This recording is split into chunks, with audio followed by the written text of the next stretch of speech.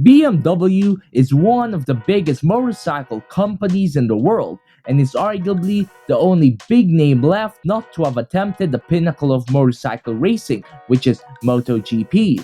With the BMW M2 CS Racing as their safety car and the BMW M1000RR as their safety bike, why doesn't BMW race in MotoGP? Let's find out in today's video.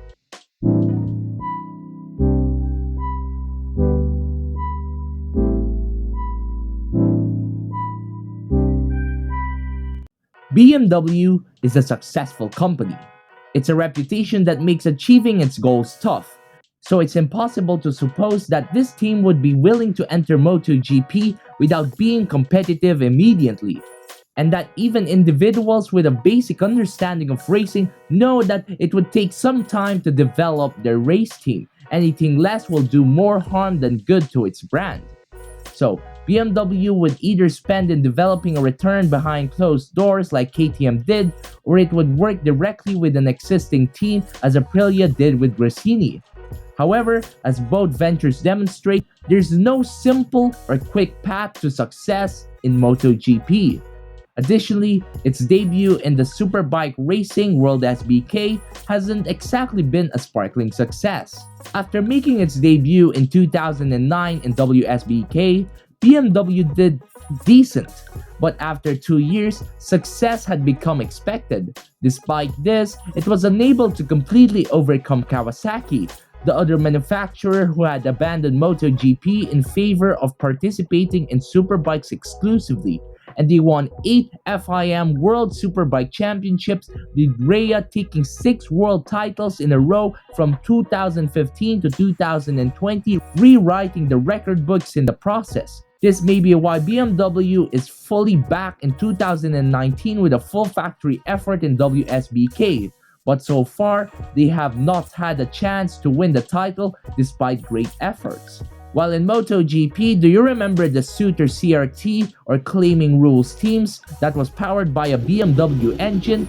In the middle of the season that time, Colin Edwards was reported saying that his bike was a piece of shit. While BMW may distance itself from this failed attempt in MotoGP, it's still the propeller badge on it for everyone to see. And while this isn't exactly a direct jab at BMW, Edwards frequently grumbled about the power of that engine, which is not the finest advertisement if they were ever considering MotoGP. Another reason is due to regularity and style of taking the ball home when it has had enough. BMW has shown to be fairly brutal. The senior executives and bean counters at BMW have historically made significant choices without giving careful regard to the timing, a problem that plagues many big manufacturers.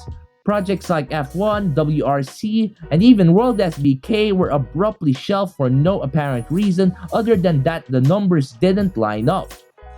And while it is evident that motorsport is ingrained in BMW's DNA, its road-going motorcycles have been less in line with the philosophy of power, handling, and enjoyment, favoring durability and practicality instead.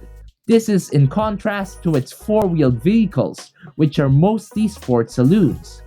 In the same way that competing in F1, Le Mans, or Formula E helps sell 3 Series, 8 Series, and i8 vehicles, racing in MotoGP doesn't necessarily help shift more GS sales, of course, which is their most popular lineup. And by being a mediocre MotoGP team would raise concerns from the board level to the consumer level and would need to be protected due to BMW's immaculate brand strength. But would the German company still dabble further in the MotoGP series in the future? Well, after the news that Suzuki will be leaving MotoGP at the end of the season, the PDG or the President Director General Markus Kram of BMW Motorrad said, "At BMW, we constantly consider MotoGP. However, that depends on who makes the ultimate choice. Hendrik von Koenheim, Karl-Heinz Kapfel, and Herbert Diess all wish to accompany me and race in MotoGP. But the BMW Board of Directors or the stockholders in the automobile sector halted us. This means that the leaders of BMW are hesitant to involve the brand in MotoGP, in which I said the reasons a while ago.